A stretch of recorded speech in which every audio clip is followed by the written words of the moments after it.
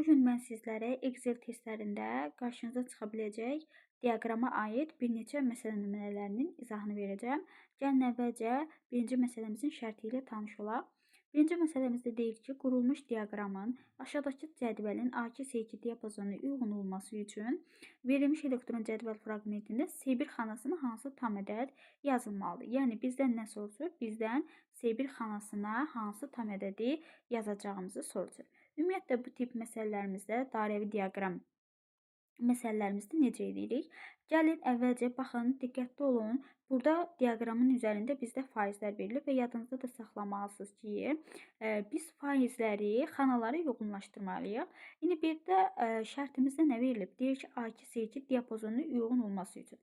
Demək, gəlin əvvəlcə A2-C2 diapazonumuzu çəkək. Çəkdik. İndi biz A2-C2 diapazonumuza aid olan xanaları demək faizləri uyğunlaşdıracağıq. Yadınızda saxlayın ki, bizim saat əqrəbi istiqamətində olur uyğunlaşma. Yəni A2 xanasına 60%, sonra B2 xanamıza 10%, C2 xanamızı isə 30% nə olacaq? Uyğun gələcək. Bunları tapdıqmı? Tapdıq. Bəli, indi gəlin nə edək? Gəlin artıq bizə verilən düsturları hesablayaq. A2 bərabərdir. Demək, 2 vuraq. ABC nədir bizdə? Modul.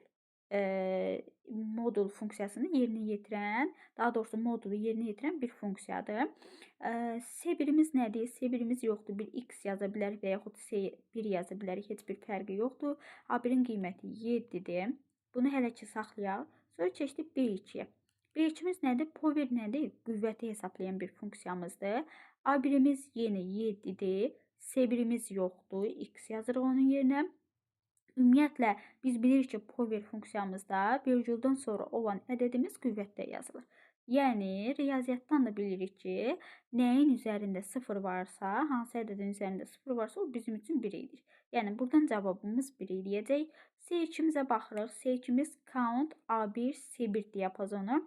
Count ümumiyyətlə nədir? Yadımıza salaq. Count bizdə demək, xanalarda yalnız ədədləri saymaq üçündür.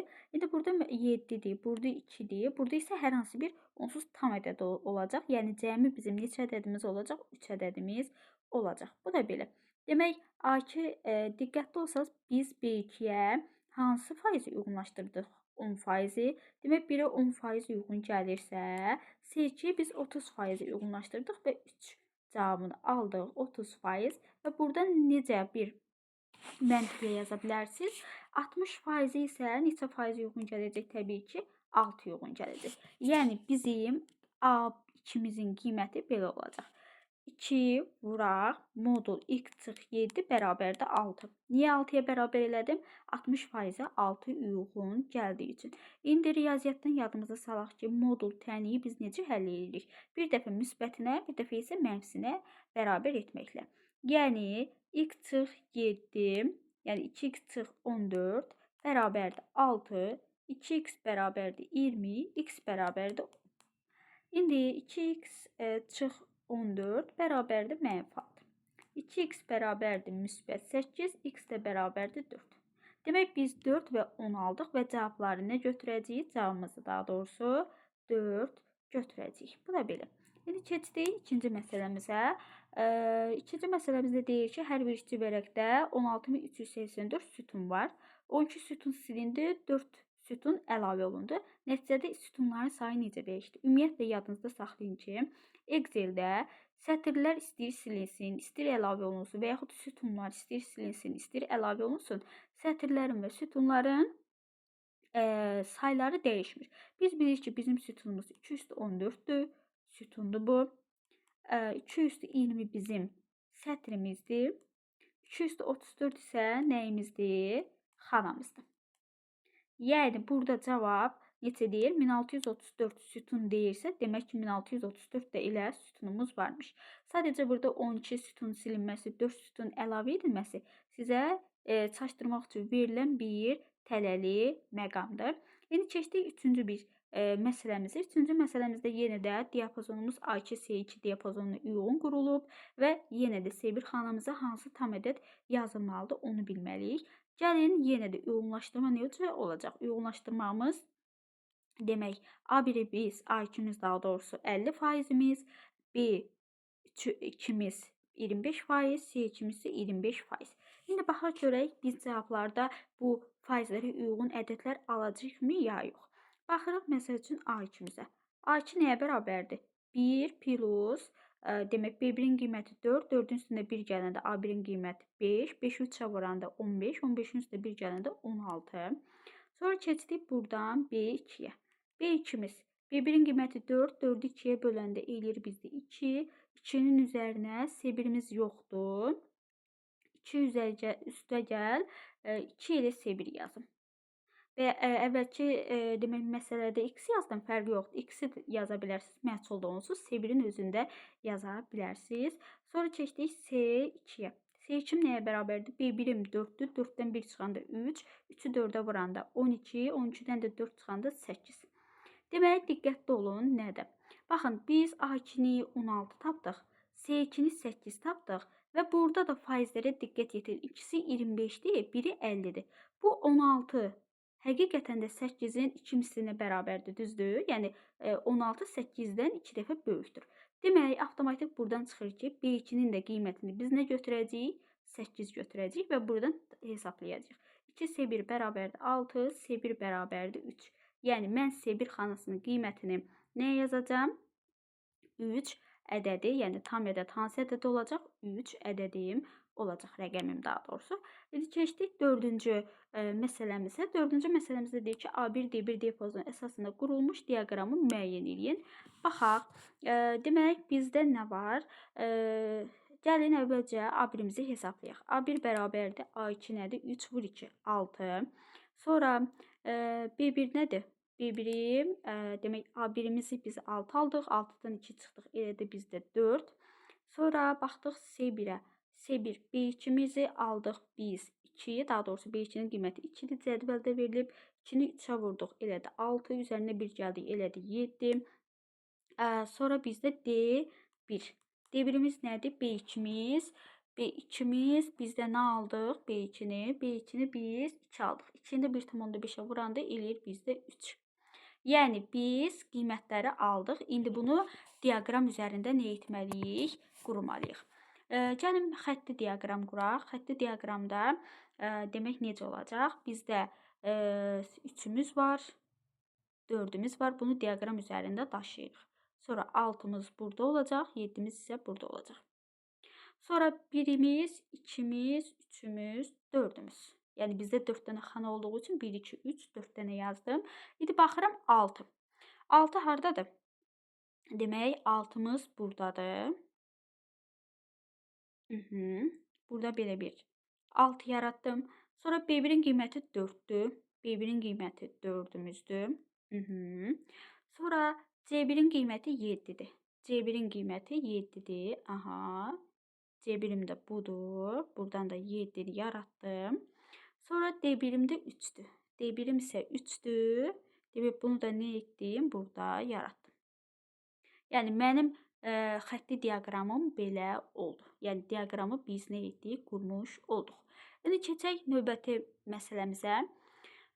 Diaqram hansı diapazonlar əsasında qurulmuşdur? Bunu necə tapırıq? Baxın, bu xətti diaqramdır.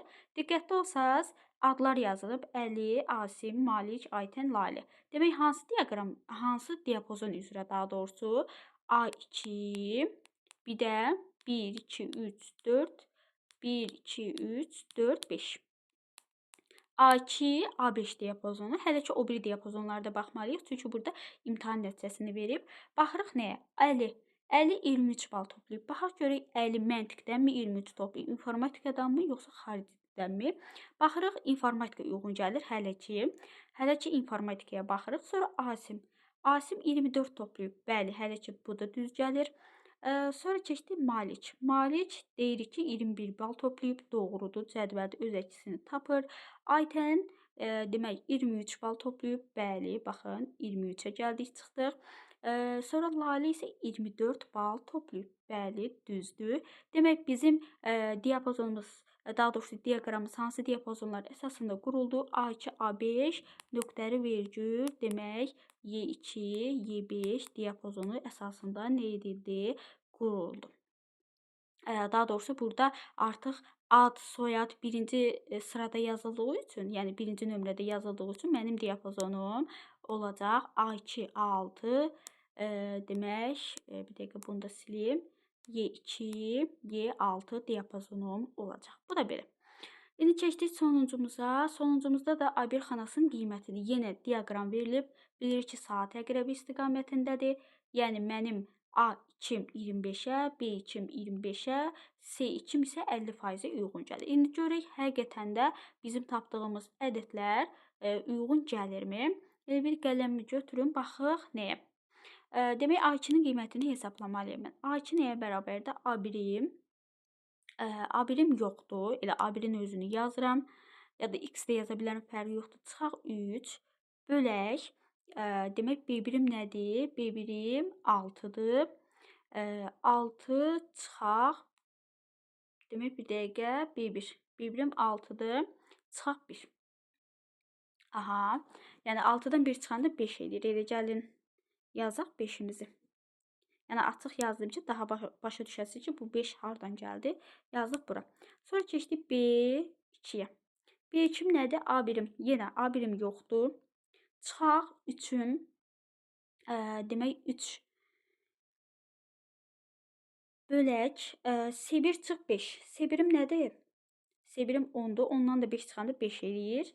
Sonra keçdik C2-yə. C2-ni hesablayaq. C1-im 10-dur. A1 çıx 3. Diqqətli olsaq nədir? Baxın, ikisini eyni aldıq.